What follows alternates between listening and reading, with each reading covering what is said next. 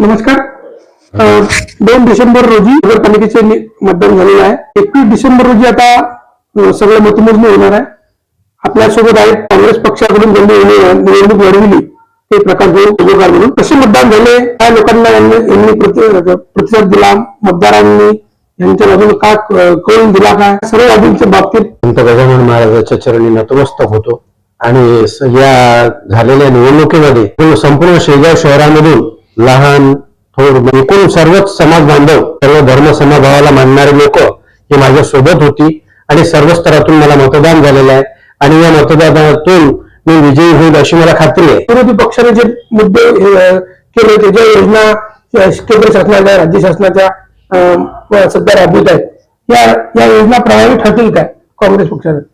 योजना म्हणाल तर ह्या जे शेगाव शहरात कामं चालू आहेत ही 2008 सालापूर्वी जे विकास आराखडा होता त्यातूनही कामं चालू आहेत.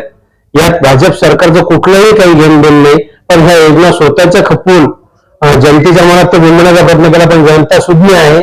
जनता आज पाणी पुरवठा 4-5 दिवसांनी होतो आणि हे आता म्हणतात की आम्ही पाणी पुरवठा दर दिवसाला करू, 24 तास देऊ.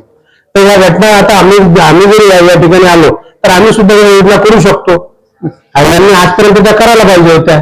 आता वेळेवरती जनतेला भूमिका देतात. जनतेने संधी दिली तर विकासाचा अजेंडा काय राहील आपला? माझ्या जळण्याप्रमाणे जनता जनार्दनांना विश्वास दिलेला आहे तो मी पूर्ण करण्याचा पूर्ण प्रयत्न करेल.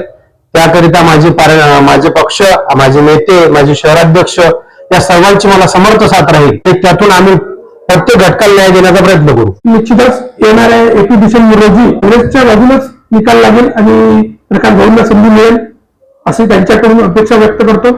आणि येणारा दिवस पक्षासाठी किंवा शहरासाठी काय घेऊन येतो हे लवकर आपल्याला समजेल. धन्यवाद.